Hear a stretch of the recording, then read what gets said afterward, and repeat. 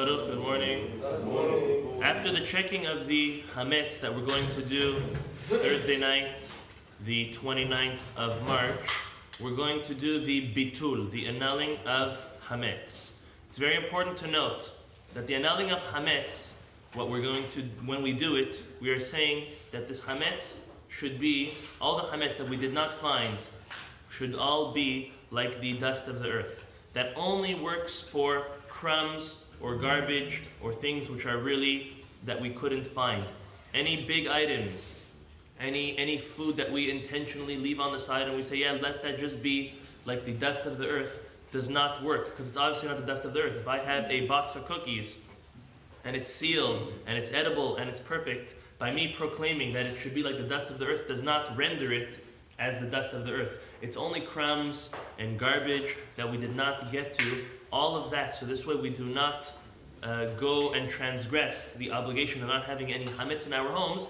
That's why we annul the chametz. So it only works on the garbage and the crumbs. We say the following, and it's very important that we understand what we are saying. Traditionally it was said in Aramaic, because that was the common spoken language when this minhag, this halacha, was instituted. But in most Sidurim you also have it in Hebrew. The English Sidurim have it in Hebrew. We have it translated also in French and Spanish if anyone would need it. So the following is as follows. Kal hamira. Now first of all, the word kol or kal, it can be pronounced either way.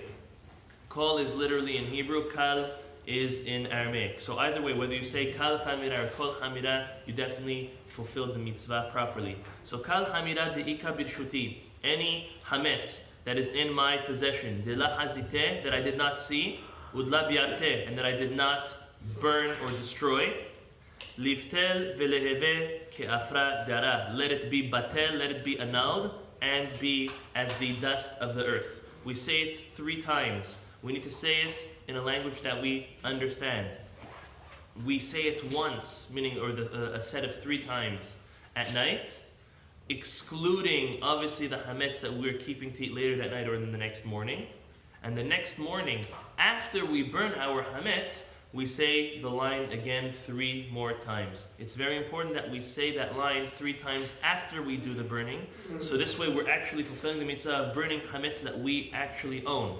If we already annulled the chametz that we're about to burn and say it's not ours and say it's garbage and say let it be the dust of the earth, it does not work properly. So we say this once, a set of 3 at the night after the checking, having in mind that we're excluding the chametz we're keeping for tomorrow, and then we say it again after the burning the next morning, this year Friday morning, after the burning we say it again, and that will be the end of our chametz. After the burning of chametz, we should know we're not supposed to eat any more hametz. We'll speak about the times, but if a person burns their hametz at 8, 9 in the morning, they should not be planning on eating hametz later on.